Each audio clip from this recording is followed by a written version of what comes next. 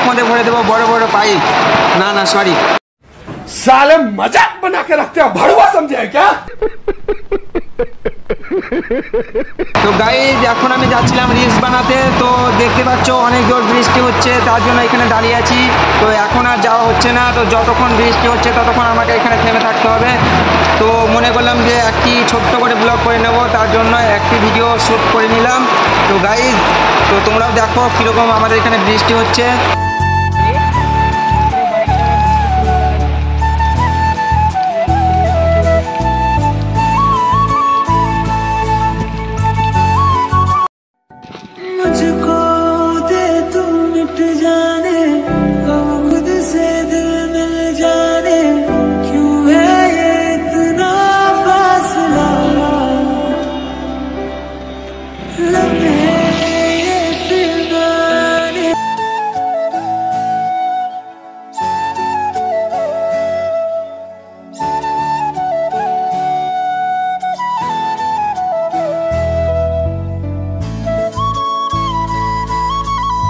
Reels বানানো complete হয়ে গেল, এখন আমরা বাড়ির দিকে চললাম।